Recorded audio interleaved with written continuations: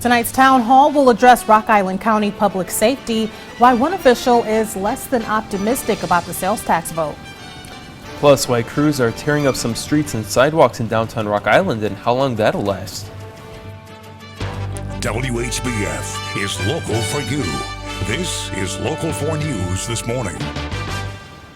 Good Wednesday morning. I'm Emily Scarlett. Thanks for watching Local 4 News this morning. And I'm James SEARS. Raising the sales tax in Rock Island County by a half-cent will be up to voters this election day. Rock Island County Sheriff Jerry Bustos is working hard to convince voters to vote yes on that increase, while other officials think the county should start looking elsewhere.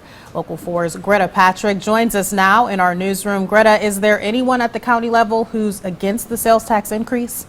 Well, good morning, Emily and James. We've spoken to multiple people at Rock Island County, board members and employees. Everyone is hoping voters say yes to this referendum, but where the difference of opinion comes in is whether or not they think voters will willingly vote to raise taxes. The half-cent added to the sales tax would add millions to the county's public safety budget, and it could potentially lower property taxes in the long run. Rock Island County Board member Don Johnston told us that while he hopes voters pass the measure, he doesn't see that happening. That's because voters have historically voted down tax increases. So Johnston says the county needs to be actively exploring other sources of funding for public safety. Meanwhile, Rock Island County Sheriff Jerry Bustos has been appealing directly to voters through a series of town hall meetings. I think people are just so fed up with taxes of all kinds. They hear the word tax, they don't even want to talk about what it's for. We ask that you vote yes on this referendum. This referendum will prevent potential layoffs of deputies, correctional officers, dispatchers, maintenance staff, and many more key personnel that you see standing with us here today. And if you're still unsure of which way to vote on that public safety tax increase, Sheriff Bustos is holding his final town hall this evening. It's at 6:30 at the Village Hall in Rapid City. Greta Patrick, Local 4 News this morning. Thanks, Greta. We want to warn you about some road work that could slow you down this week. You want to keep an eye out if you're driving on 41st Street in Moline. Work begins on the second stage of that project today. Crews will be repaving the roadway.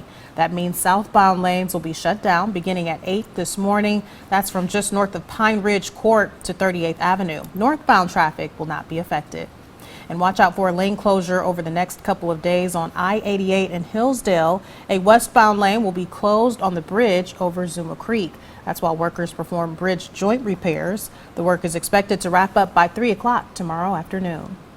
Construction in downtown Rock Island is making it more difficult to get around as crews work to bring better internet access to the area. This week, workers began tearing up parts of the sidewalk to install cables for the fiber optic internet. Geneseo Communications is behind the project. An account executive with the company says it's installed fiber optic internet to other parts of the Quad Cities in the past. We've been bringing fiber optic internet into several businesses in the Quad Cities, and we've selected 5 residential areas as well, one being here in Rock Island at the Broadway District. We've turned up probably 200 to 300 residential customers in Rock Island as well. The project is expected to wrap up within a couple days. Authorities have identified the woman shot to death Monday in Rock Island. The Rock Island County coroner says 91-year-old Helen Elliott died after being shot in the chest.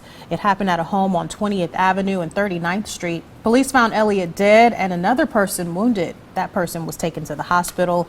Investigators are not yet releasing that person's name or condition. This morning, federal investigators are leading the search for an Oklahoma man accused of going on a deadly crime spree. 38-year-old Michael Vance Jr. is accused of killing 2 family members and shooting 3 others. Police say Vance shot 2 officers, took off in their patrol car Sunday night, then drove to a house where he fatally shot his aunt and uncle. He's also accused of wounding a 5th person at a convenience store. Police say Vance is armed and dangerous and may have a hit list with more victims. Volkswagen is set to pay out the largest auto scandal settlement in U.S. history. A federal judge has approved a $15 billion settlement.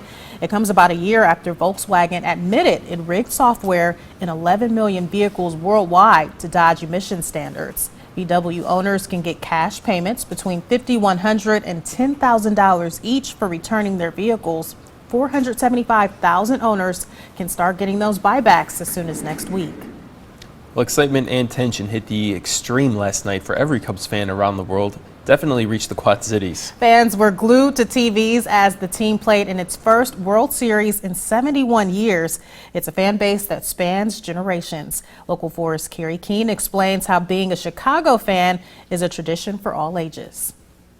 Everywhere you go, no matter where the Cubs are playing, there's always Cubs fans.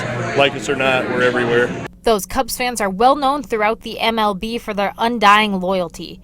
108 years without a World Series championship, and those fans have been through it all.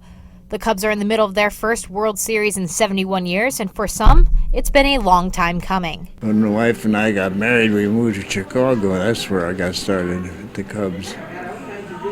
And that's must be 77 years since I started with the Cubs. While Ray has been a Cubs fan for the majority of his 105 years, for some it comes from their family. It's tradition in my family, my grandparents, my parents, all my siblings, and it's run down through my children as well and grandchildren. So it's a tradition. Even the youngest of Cubs fans realize that the fan base is a family tradition. That was like the first team I ever saw, and I love baseball. Well, it kind of runs in the family, and I just follow along with my parents, so I don't really know. It's great to see the tradition passed down through their families as well. All over the Quad Cities and the state of Illinois, Cubs fans are flooding to televisions to watch this historic matchup. Oh man, I'm just glad that we made it here. I'm just so excited to be here. This moment right now is nostalgic. I mean, this is something that I think everyone's going to remember. Where were you at when the Cubs finally made it? All of them hoping that this year will be their year. Out there to all the Cubby fans, let's do it. This one's for us.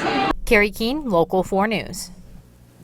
Thank you, Carrie. And we'll have more on last night's game coming up later in sports. But, you know, you've got some real excitement going on with this matchup. So the disappointing game last night, feeling kind of bad for the fans this morning. Yeah, disappointing, but you know what? We got one down, so we're going to win the next 4, like Anthony said, and get it in 5. Yeah, it's not over yet. Let's turn it over to meteorologist Anthony Peoples, who's been playing a cat and mouse game with our sky cam this morning. We're trying to catch some peeks at the lightning going on outside, right? Well, I'm going to succeed this time because thanks to my friend Julie Calloway in Moline, looking toward Bettendorf, she captured this lightning strike over across the Mississippi River. So that's what it looked like a few moments ago. Here is our current Farm and Fleet sky cam. Of course, that's why we showed you that photo there. We have vivid lightning across the area. You're just not seeing it right now as we show you the live view there. 47 degrees in Moline, the current temperature. And now this temperature and these winds are probably not entirely accurate because the sensor is having some issues right now. Could be storm related. So it is windy and temperatures are in the 40s. That's the main thing we need to take away from that.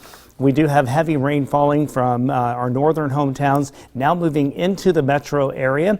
And so here's a quick look at our pinpoint Doppler radar. Moderate rain to the southwest, but where you see all the yellows and the oranges there, that's where very heavy rain is falling. That's our northern hometowns, and this is what's moving through Scott County right now. And you can see some dark reds in there. So you might even see some small hail along with the gusty winds, the heavy rain, and the lightning, but high today, 62.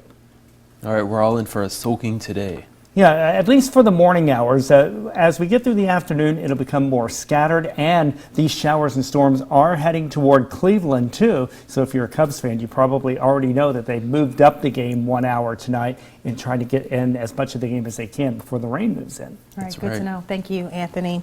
Well, we'll have much more coming up in our sports after this. The time now is 6:40. You're watching Local 4 News this morning. WHBF is local for you with James Sears, Emily Scarlett, and meteorologist Anthony Peoples. This is Local 4 News this morning in high definition.